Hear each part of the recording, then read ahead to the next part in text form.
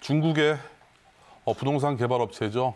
2위에 해당되는 헝다그룹이 파산했습니다. 파산 정확히 위기에 몰렸습니다. 자, 350조 부채라고 합니다. 정말 중국의 대륙적인 스케일입니다. 망해도 이 정도 빚잔치는 해야 망한다는 생각이 들 정도로 큰 규모인데, 자, 이런 위기 왜 시작됐고 헝다그룹은 어떤 그룹인가요, 김bil지 기자? 네, 헝다그룹은 중국의 2위인 부동산 개발 업체입니다. 헝다는 최근 몇 년 동안 사업을 확장하면서 많은 부채를 끌어다 썼는데요. 중국에서 최근에 주택 가격의 안정을 위해서 부동산 개발 업체의 자금의 추가 조달을 막으면서 자금이 경색됐습니다. 네. 그러면서 이 해당 위기가 시작됐는데요.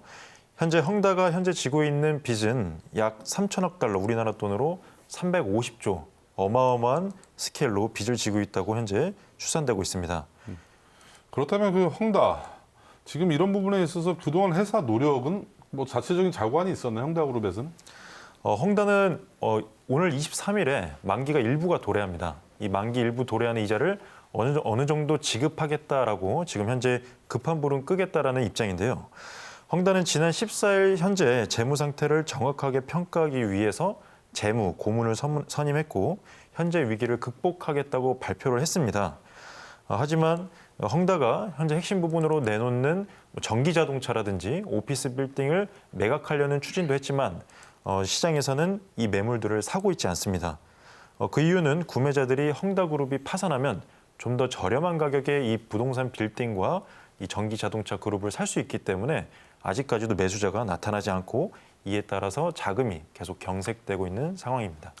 네, 이런 현상을 두고 체리 피킹이라고 하는데 말 그대로 체리나무에서 체리가 떨어진 걸 보고 좋은 체리를 싸게 줍는 그런 현상을 경제 현상으로 말씀을 드릴 수가 있는데, 이런 이제 체리 피킹 현상이 본격적으로 헝다그룹에도 이제 발생이 되겠네요. 네, 그렇습니다. 그렇다면 중국 정부가 개입, 여기는 어쨌든 사회주의 국가이기 때문에 상당히 그 중국 정부가 고강도로 개입을 할 것이라고 전망이 되는데, 앞으로 이런 부분들이 과거 우리가 가장 우려하는 부분들이 바로 2008년도 리만 브라더스 금융 사태거든요. 이게 이번 중국 그 헝다그룹으로 파생되는 전 세계 또 쓰나미 효과, 나비 효과가 발생되지 않을까 우려가 되는데, 중국 정부가 조기에 진압할 가능성 높아 보이시나요? 현재 S&P에서는 헝다그룹에 대한 지원이 국가에서는 그렇게 크게 나타나지 않을 것이라고 보고 있습니다.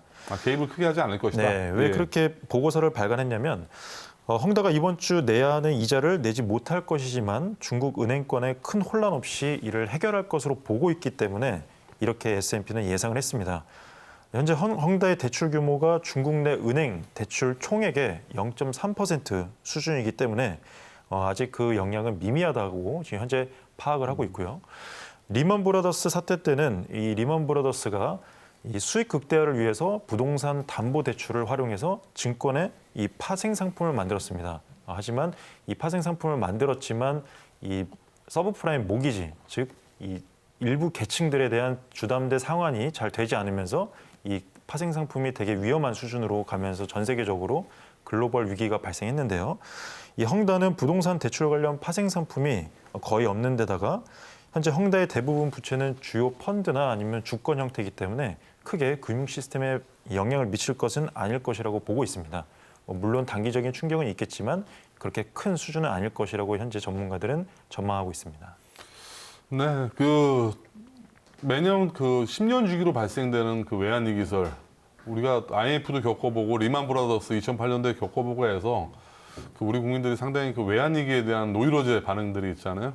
이번 중국 헝다그룹의 파산으로 또 전 세계 금융 쓰나미가 불어닥치지 않을까 걱정들이 많은데 계속 좀 관찰해 주시고 추가 취재 부탁드리겠습니다. 네, 알겠습니다.